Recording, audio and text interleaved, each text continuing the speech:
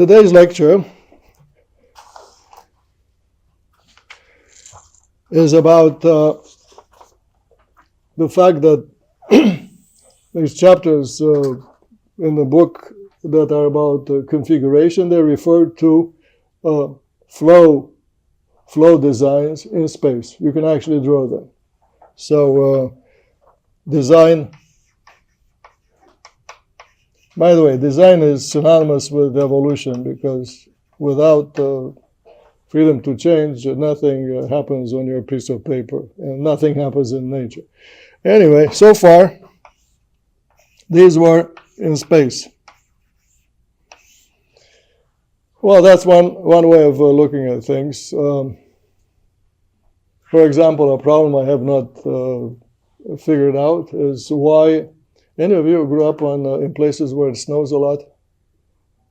You, okay. So in winter it snows and the cars are, of course, disobeying nature. They keep on driving. And before everybody knows, the snow on the pavement develops equidistant ridges. And yes, or same it happens on a muddy road. And the cars keep going, see, muddy, snow, same kind of substrate. And then that's the design in space that one of you maybe will be able to predict. On the other hand, well, so that's in space. But when you drive over it, you hear, there's a rhythm, meaning design in time.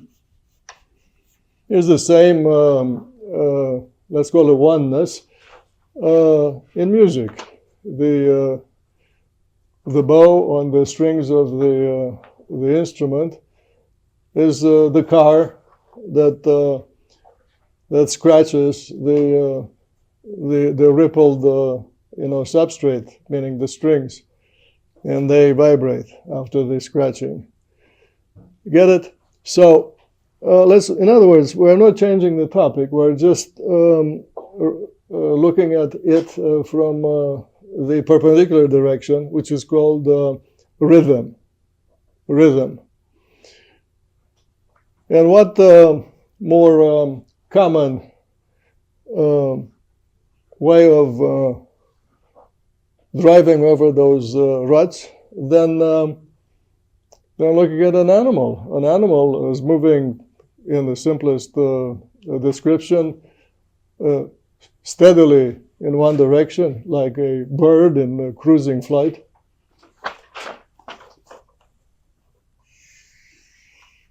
But on closer inspection, the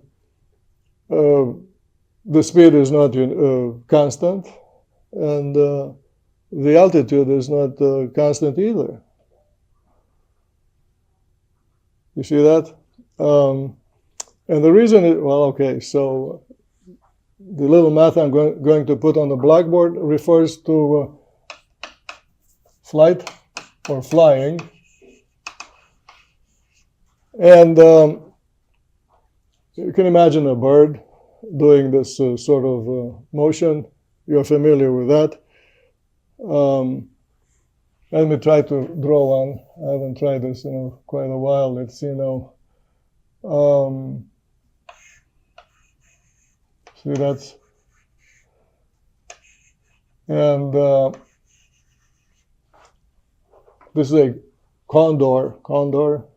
You've heard about condor? Do you know the song El Condor Pasa? Ooh, how about you? Listen to it.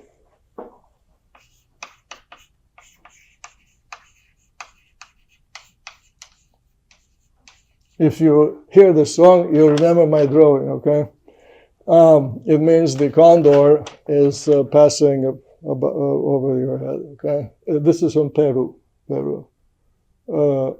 Probably the best song in the world. And obviously, the bird is heavy. She falls. Therefore, she must lift herself. and lift herself by doing work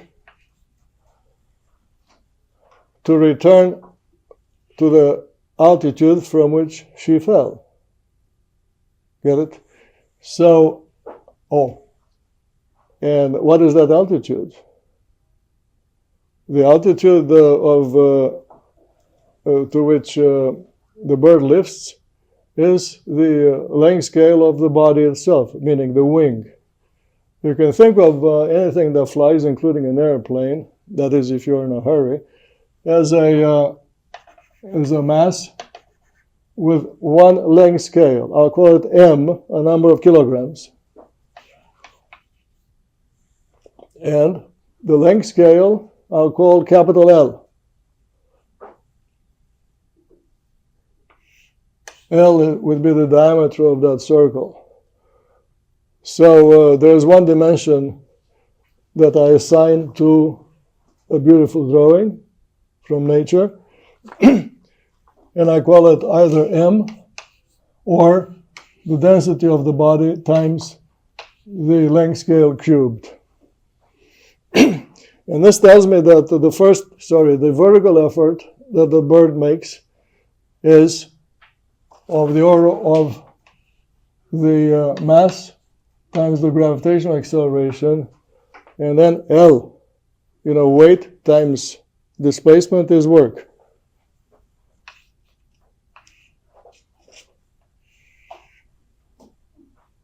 And then what happens next? Well, the bird is proceeding to the right with a velocity v that you'll see very soon is up to the bird to design for herself. So this v is the so-called cruising speed.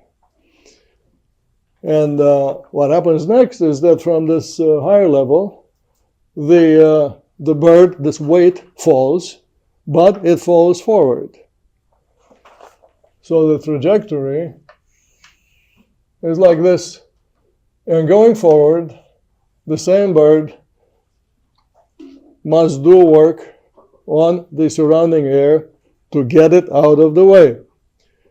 You see, flow in nature is synonymous with impact on the environment.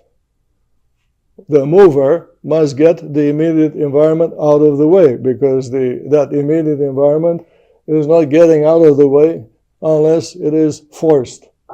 So the second effort, called W2, is, or you can call the first one Y for vertical, and 2, you can call it X for horizontal, has to do with overcoming drag. So W2 is of the order of the force, the drag force,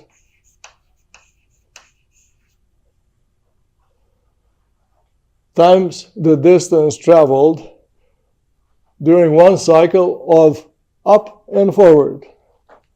And that distance is called L sub x. This distance that I was trying to thicken is L sub x. This is the work done in the horizontal direction. So animal locomotion in all its forms, insects and of course swimmers and all that, is cyclical, involving two efforts, W1 and W2. And we have formulas for both. And then my lecture began with the easy and the difficult. Animals feel the difference between easy and difficult, just like people, and opt for the easier. And what is the measure of that? Well, is the sum of these two efforts. And I'm writing the sum right here. W1 is mgl, and then the other one is F, and then Lx. For the drag force, we've learned more than once that we can write the drag coefficient the frontal area of the body as seen from the direction of movement. That is L squared. And then 1/2 rho v squared, except that in this kind of math that I teach, scale analysis, the 1/2 is for people who have time to split hairs. We don't have such time. See, I'm teaching humility here in this course. We're not sloppy, we're just clever, okay? We want to go with the flow. So that's a substitution we make in here and obtain incidentally, much better as a measure for the effort, for what the animal feels, is the effort per distance traveled. Because the object of every animal is obviously to stay alive, which is not the effort of eating, it is the effort of looking for and then finding food and then bringing the food back to the nest. That is the effort. I don't know if you watch these nature videos, are amazing these days. Penguins swim for hours away from Antarctica to find the place with the fish for their babies back on ice and on. I mean, this animal life is not easy life, okay? And then, so I write here W1 plus W2 divided by L sub x, which turns out to be, obviously, this term, mgl over L sub x plus, and then I may skip a few.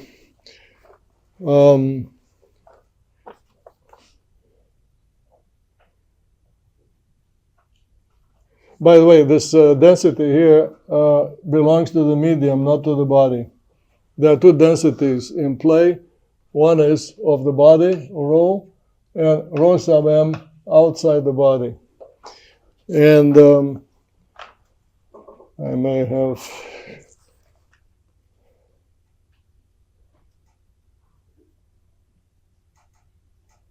Yeah, that's right. So when I divide by L sub x, this thing disappears, and I get here rho m L squared and then v squared. So I'm already smelling an opportunity here from the point of view of the bird, an opportunity to vary the speed so that the effort is smaller and smaller. What I'm sensing or sniffing is the existence of a degree of freedom. I mentioned already the speed is up to the bird. So the 1 degree of freedom is the speed, which you'll see very soon is synonymous with the frequency of flapping the wings, also known as the time of one cycle to -1. Keep that in mind. So what is this distance traveled during one cycle? Well, it is L sub x, the speed, times t, the period, the duration of one cycle. What is that?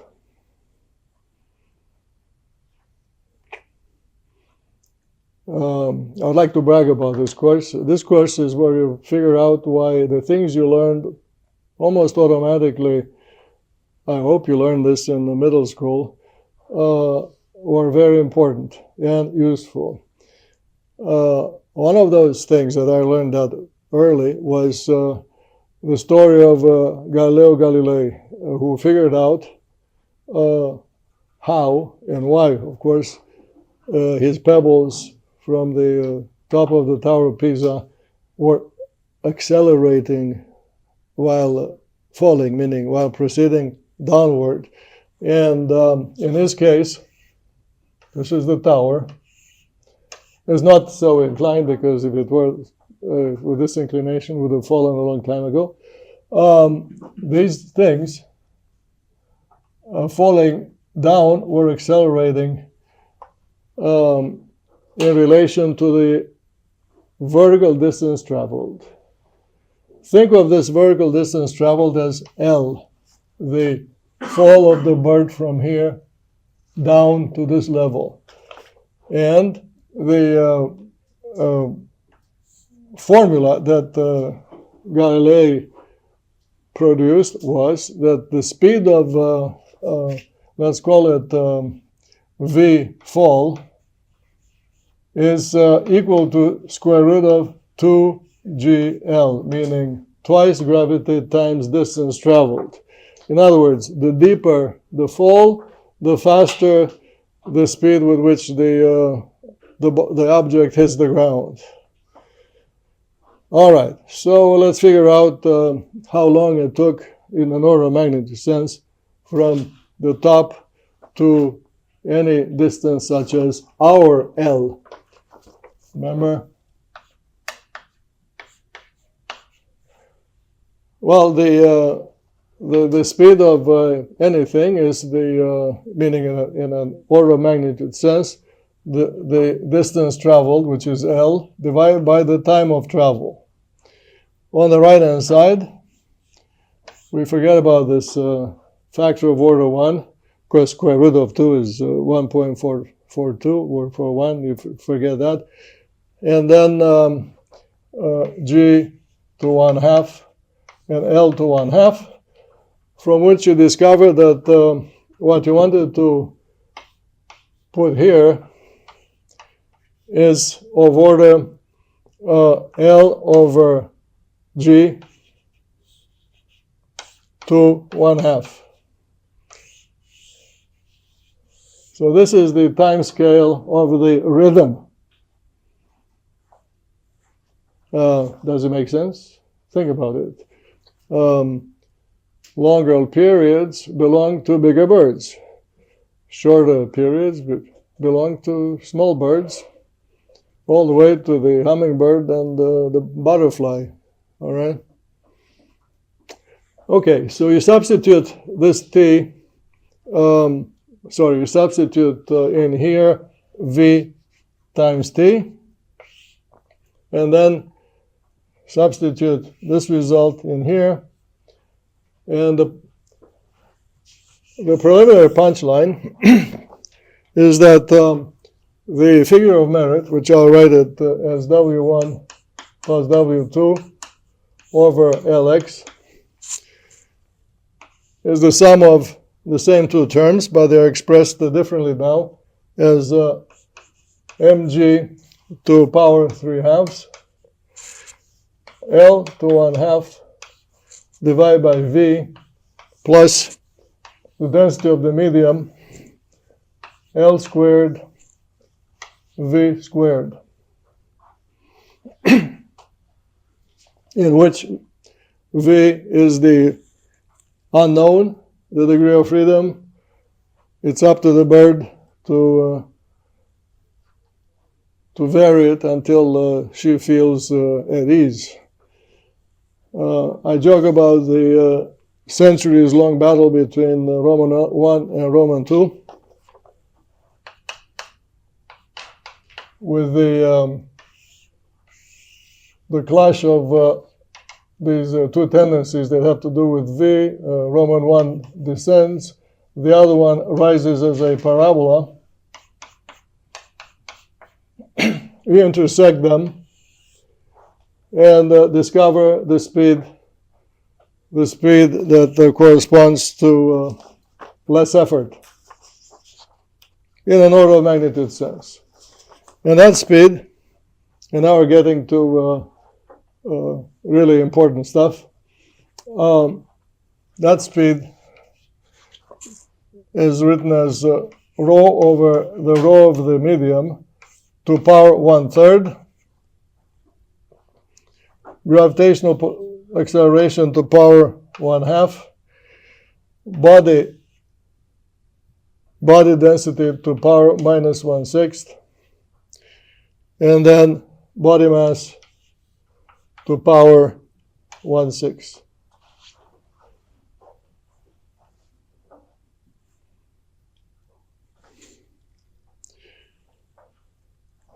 Several things.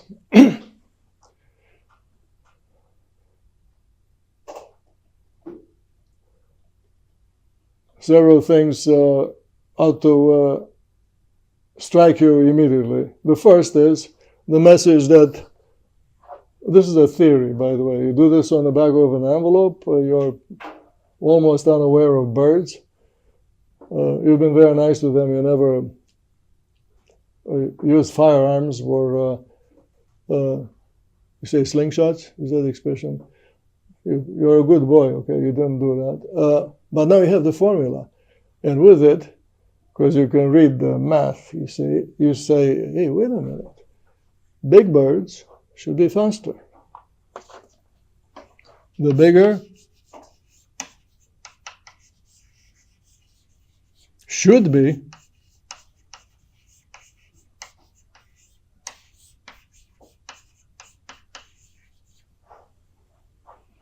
it is not, you don't say the bigger are faster. That would come from the empiricist, the one who doesn't know theory, the one who just looks like a zoologist, observes, records in his notebook, and then publishes a research paper. No, you predict the bigger should be faster. Not randomly faster, but according to this expression. And the speed, the economical speed, let me call it economical, also depends on the difference between the density of the body and the density of the ambient. There's a factor about that. Remember early on, I forget how many lectures ago, I had a factor I called mu. I said this is something like a friction coefficient, but it's a much longer story and more interesting. This is that factor, okay?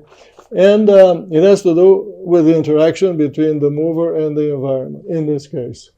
And I call it, in my next set of notes, lowercase r.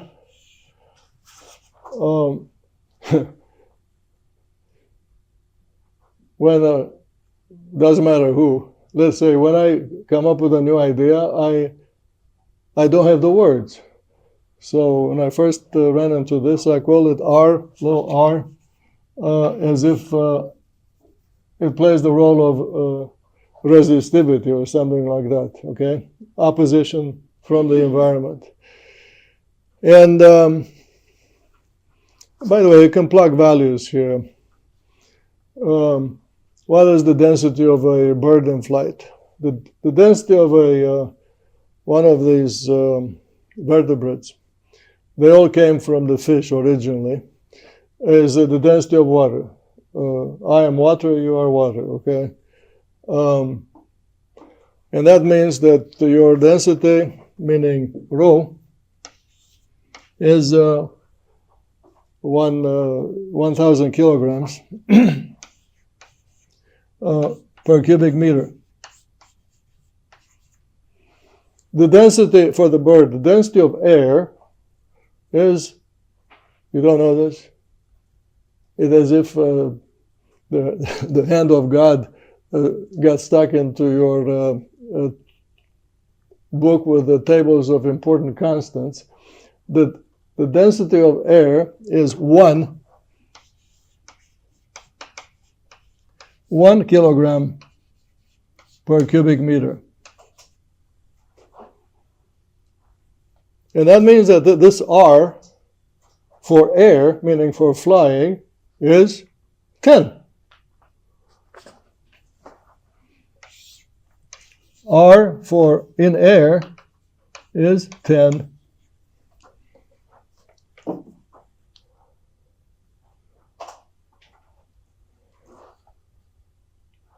Let me not jump forward, but I'll jump forward. what would this R be for fish? 1. Right away you see why fish, because they are slower by a factor of 10. You see why birds are catching fish. Fish are not catching birds, okay? So you're predicting the food chain here, in addition to the distribution of animal movement on Earth.